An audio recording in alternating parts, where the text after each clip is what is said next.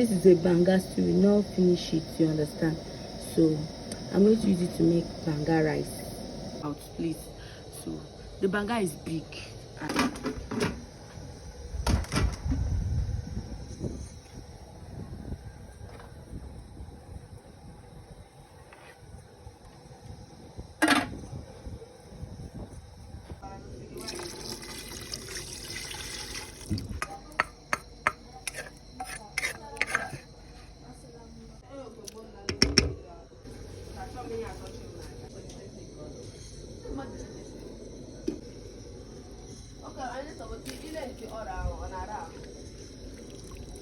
Ọ na-arara ahụ na